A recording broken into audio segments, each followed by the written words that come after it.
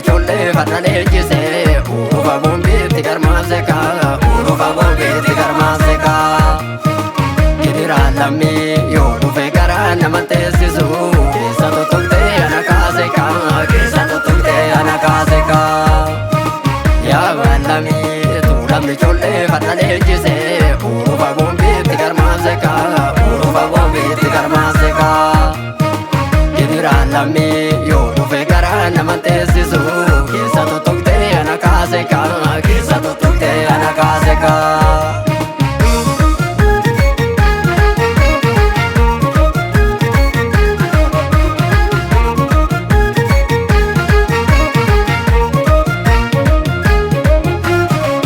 Shimala ko shimala ni kabatu shimala ko simale ko garani nabdatu simale Shimala ko ni kabatu shimala ko simale ko garani nabdatu simale Shimala ko shimale Warri badda bicho ya shimale Shimala ko shimale Billa toba su jabbi ya shimale Shimala ko shimale Kandu e bonyen galcho ya shimale Shimala ko shimale Harra waliif dhaqqabe yaa shimale Shimala ko shimale Talaalee keessa roofa yaa shimale Shimala ko shimale Caame birraan gombisa yaa shimale Shimala ko shimale Gotichi gaafa dhufu yaa shimale Shimala ko shimale Seesa onnee dirrisa yaa shimale Shimala ko shimala goonni qabatu shimale Shimala ko simale koo garaani nabdatu simale Shimala ko shimala goonni qabatu shimale Shimala ko simale koo garaani nabdatu simale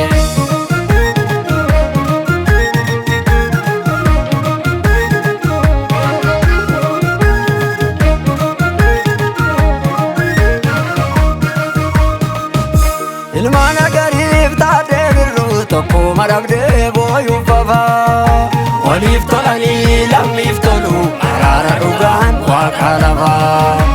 Ilmaan elemoo waaqoo guutuu tokko madabdee booyuuf fafaa Uumaan abishee tokkummaan bayaa araara dhugaan waaqa lafaa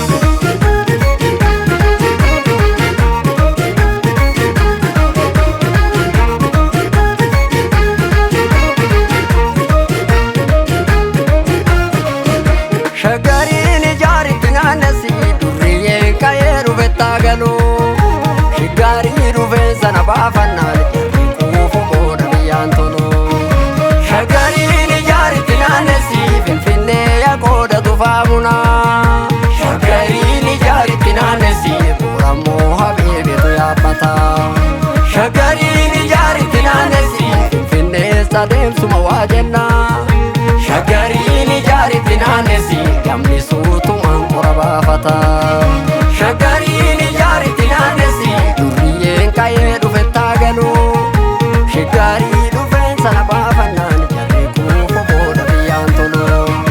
Shaggariin ijaaritti naannessii durriyyeen ka'ee dhufettaa galuu Shaggarii dhufeensa na baafannaan jarri quufu booda biyyaan toluu Ilmaan agariif taatee birruu tokko madabdee booyuun fafaa Waliif tolanii lammiif tolu araara dhugaan waaqa lafaa Waliif tolanii lammiif tolu araara dhugaan waaqa lafaa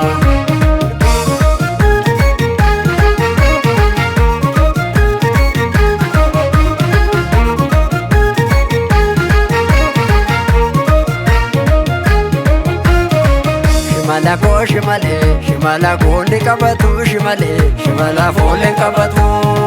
Shimala ko simale koo garaani nabdatu simale koo garaani nabdatu Shimala ko warri baddaa abbichuu yaa shimale warri baddaa abbichuu Shimala ko billa tobaasu jabbi yaa shimale billa tobaasu jabbi Shimala ko kan du'e boonyi galchu yaa shimale kan du'e boonyi galchu